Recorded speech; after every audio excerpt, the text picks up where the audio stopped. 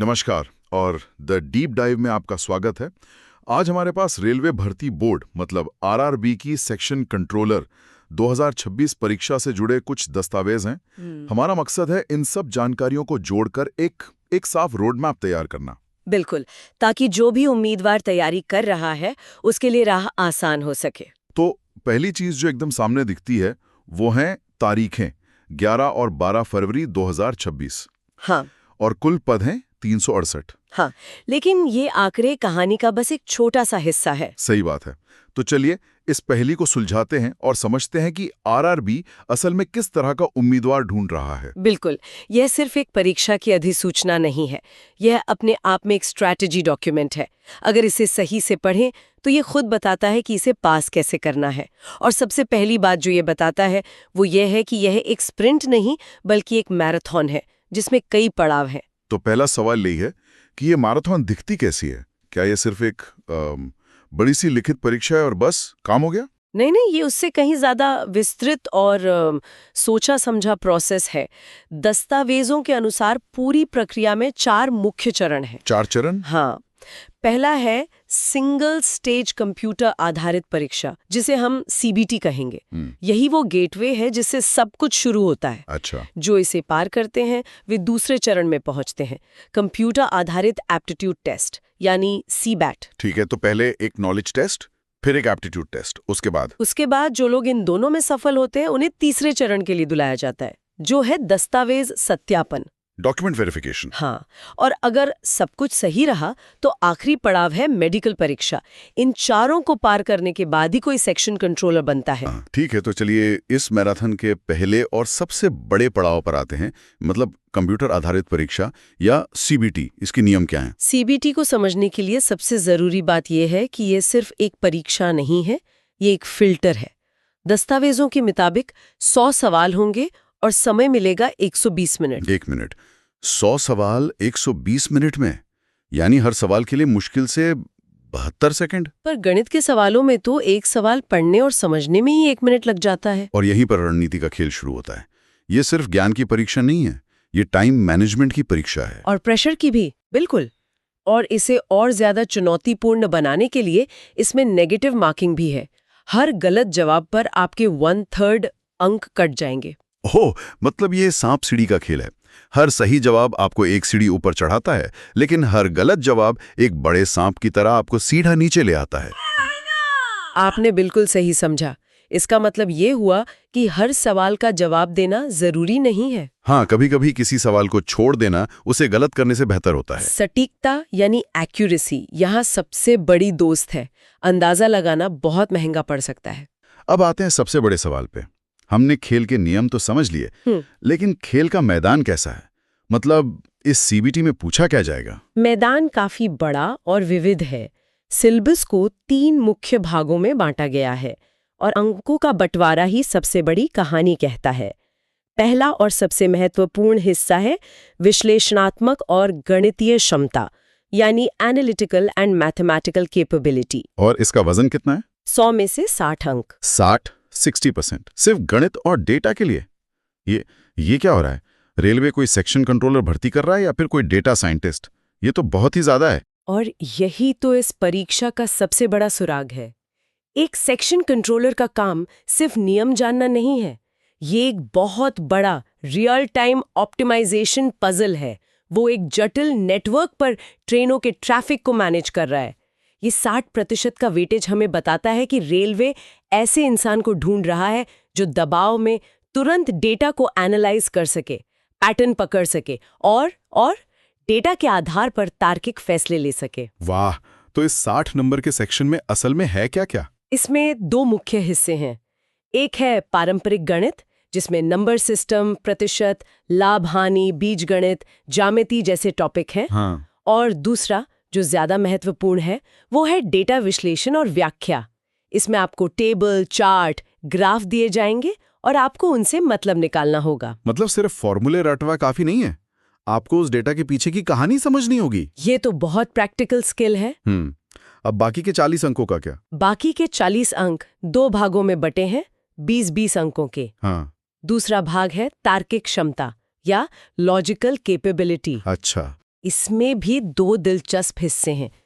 पहला है logical reasoning, जिसमें आपको पहेलियां सुलझानी होती हैं, जैसे सिलोजिज्म, घड़ी और कैलेंडर या खून के रिश्ते। अच्छा, सिलोजिज्म, ये वही वाले सवाल है ना, सभी बिल्लियां कुत्ते हैं, कुछ कुत्ते मेज हैं, इस तरह के दिमागी खेल। बिल्कुल वही। और इसका दूसरा हिस्सा तो और भी हैरान करने वाला है, वो है रीडिंग कॉम्प्रहेंशन। Reading comprehension. एक सेक्शन कंट्रोलर की परीक्षा में मुझे लगा था कि इसमें सिर्फ गणित और लॉजिक होगा, लेकिन इतिहास, साहित्य और समाज पर आधारित पैराग्राफ, ये क्यों टेस्ट कर रहा है रेलवे? ये एक बहुत अच्छा सवाल है।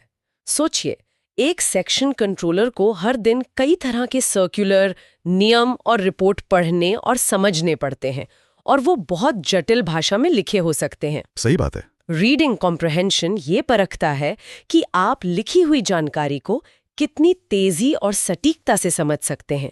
ये सिर्फ भाषा की नहीं, बल्कि समझ की परीक्षा है। ये तो बहुत गहरा कनेक्शन है। अब उस आखिरी 20 नंबर वाले सेक्शन के बारे में बताइए। तीसरा और अंतिम भाग है मानसिक तर्क शक्ति, यानी मेंटल रीजनिंग। रुकिए, ये लॉजिकल रीजनिंग से अलग कैसे है? सुनने में तो दोनों एक जैसे ही लगते हैं। ये एक आम कंफ्यूजन है, लेकिन दोनों में एक बारीक सा फर्क है। इसे ऐसे समझिए, लॉजिकल रीजनिंग अक्सर संरचित तर्कों के बारे में होती है, जैसे सिलोगिज्म, जबकि मेंटल रीजनिंग ज्यादातर पैटर्न पहचानने की आपकी क्षमता के बारे में है, जैसे अनालॉजी। अगर डॉक्टर का संबंध हॉस्पिटल से है तो टीचर का किससे होगा? अच्छा। या फिर कोई नंबर सीरीज पूरी करना, जैसे 2, 4, 8, 16 के बाद क्या आएगा। ये इस बात की परीक्षा है कि आपका दिमाग छिपे हुए नियम को कितनी तेजी से पकड़ता है। तो एक तरह से लॉजिकल रीजनिंग नियमों के साथ खेलना है और मेंटल रीजनिंग नियम खोजना है। अब पूरी तस्वीर साफ हो रही है। ये सिलेबस सिर्फ विषयों की लिस्ट नहीं, बल्कि उन स्किल्स का ब्लूप्रिंट है जो एक सेक्शन कंट्रोलर के लिए जरूरी हैं। ठीक है, मान लीजिए किसी ने बहुत मेहनत की और सीबीटी में अच्छा स्कोर कर लिया, तो क्या उसका काम हो गया?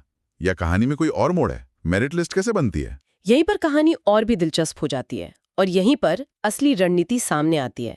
सीबीटी के स्कोर के आधार पर खाली पदों की संख्या से 8 गुना उम्मीदवारों को अगले चरण, मतलब सीबीएटी के लिए शॉर्टलिस्ट किया जाएगा। 8 गुना, ये एक बहुत बड़ा फिल्टर है। अगर 368 पद हैं तो इसका मतलब हुआ कि लगभग 2944 उम्मीदवार ही अगले चरण में जाएंगे, बाकी लोग इस मैराथन से बाहर। हाँ, लेकिन असली खेल तो अंतिम मेरिट लिस्ट में होता है। दस्तावेज साफ साफ कहते हैं कि अंतिम चयन के लिए सीबीटी के स्कोर को 70% वेटेज दिया जाएगा और सीबीएटी के स्कोर को 30% वेटेज। 70%? हाँ, 70। इसका मतलब तो यह हुआ कि सीबीएटी पास करना तो जरूरी है ही, लेकिन आपकी रैंक क्या होगी, आप लिस्ट में कहाँ होंगे, इसका फैसला तो लगभग पूरी तरह से आपका सीबीटी का स्कोर ही करेगा। बिल्कुल। सीबीटी में सिर्फ कट ऑफ पार करना एक बहुत बड़ी गलती होगी। आपने बिल्कुल सही नब्ज पकड़ी है। ये एक क्लासिक ट्रैप है। कई उम्मीदवार सोचते हैं कि सीबीटी सिर्फ क्वालिफाइंग है, लेकिन असल में यह आपकी मंजिल की नींव है। आपकी सीबीटी की नींव जितनी मजबूत होगी, अंतिम चयन की इमारत उतनी ही बुलंद होगी। 70% वेटेज मजाक नहीं है। बिल्कुल नहीं। इसका मतलब है कि सीबीटी में हर एक अतिरिक्त अंक अंतिम मेरिट लिस्ट में आपको सैकड़ों उम्मीदवारों से ऊपर या नीचे कर सकता है। यह सुनकर ही दबाव महसूस हो रहा है। इस तरह के हाई स्टेक माहौल के लिए कोई अभ्यास कैसे कर सकता है? क्या सिर्फ किताबें पढ़ना काफी है? नहीं। और यहीं पर हमारे दस्तावेजों में दिए गए संसाधन काम आते हैं। एक स्रोत B+ टेस्ट सीरीज के बारे में बताता है, जो खास तौर पर आरआरबी सेक्शन कंट्रोलर के लिए ऑनलाइन टेस्ट सीरीज देता है। इसका असली फायदा यह है कि ये परीक्षा के माहौल को कॉपी करता है। वही टाइमर, वही नेगेटिव मार्किंग, वही इंटरफेस। मतलब ये नेट प्रैक्टिस की तरह है, असली मैथ से पहले। बिल्कुल। और एक दूसरा दस्तावेज digital gateway to academic excellence का जिक्र करता है, जो एक ऐप के जरिए सैंपल टेस्ट और टेस्ट सीरीज की सुविधा देता है।